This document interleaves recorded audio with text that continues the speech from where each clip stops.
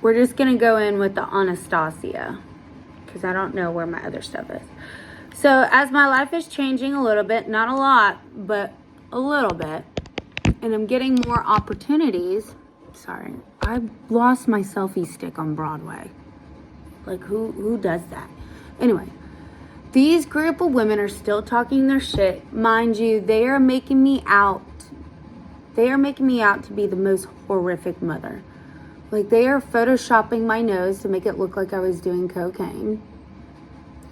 They are pretty much spreading lies. And mind you, when I had this first CPS call, they tried saying that I left Lily Lynn home watching the cats while I was in Florida. Mind you, I document my life. So you could see my daughter was with me in Florida. Why the hell would I leave? Anyway, you can't argue stupidity. So anyway, as my life is changing, I'm getting all these opportunities. You still have these group of women who are just making me out to look like a bad guy. And by then, they are creating hate TikTok pages. Hate TikTok pages. And every day it looked like there was a new one created. And my God, people love the drama and they fed into it. Like, people were actually believing this. What was I going to do? Go on there and just fight all these people? No, I literally kept my mouth shut. I was like, either you could be a normal person and just look at this content and see that this person's a hater and this is just pure fucking lies. Because I'm living my life, going out on Broadway, promoting music, going to these events and everything, they just made it up to look like I was never home with my daughter and I'm just drunk. Mind you, you only see 60 seconds of my life that I put in a clip to put on the internet. Most of the time I'm laying in my bed at 8:30, and I took this footage during the day and everything. I always said I like to do 3 a.m. shit at 12 p.m. so I can be in my bed. Because as I get older, I don't like being out late.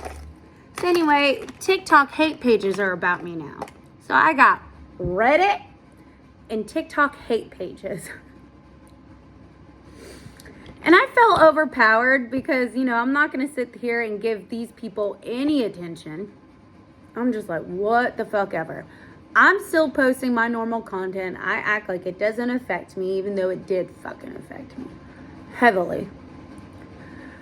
And then as time went on, my number one harasser was behind all of this, mind you. She was like the number one moderator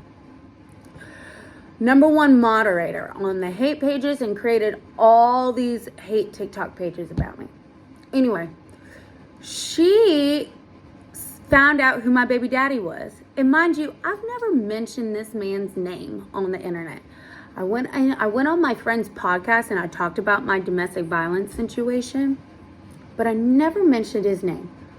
Till this day, I've never mentioned it. And I've never bashed my baby daddy. I always spoke the truth of what I went through, and that fucker's in denial. I mean, that's a pure narcissist for you. But anyway, this person found my baby daddy. So now as my life is changing, I'm doing all this shit, making appearances on Broadway, going out to Broadway, going to these shows, etc. I got my baby daddy out of the woodworks, okay? Next thing you know, I see a GoFundMe. Because these strangers wanted to help my baby daddy to take me to court to get my daughter taken away from me.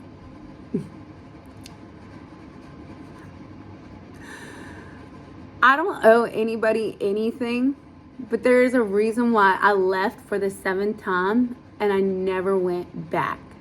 And I tried with that man. I've tried with that man, and I don't need to tell this story right here because it's not about him. And you guys can go listen to other podcasts, on Bunny's podcast. I've tried with that man. I don't think you can be a parent when you feel like being a parent. You know what I mean? I struggled and struggled raising Lily on my own. I still struggle sometimes. So mind you, these strangers created a GoFundMe. And by then, when I saw that, it was like a pit in my fucking stomach. Because you have my number one harasser who's running Reddit and running all these hate pages about me to make me look out to be like a bad mother. It was like a pit in my fucking stomach.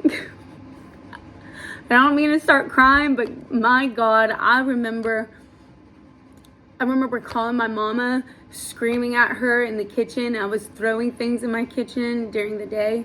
I went and took all the money I saved up in my bank account, and I went and got a lawyer. And I showed him. I said, there's a Reddit group. There's hate pages and everything. I don't know if we can do anything about that, but I'm telling you right now, they're trying to get my daughter taken away with me, and they contacted my baby daddy. I want to go to court. I want to see what I can do about getting everything in my name, because he has not been a part of Lily Lynn's life in years. I have full rights. Lily Lynn is mine. So the fact that these strangers didn't know the whole fucking story, I've only told little piece and bits of it for the internet, because people were intrigued, like, why are you a single mother? And I would tell my story, being a domestic violence survivor. So I remember going to court.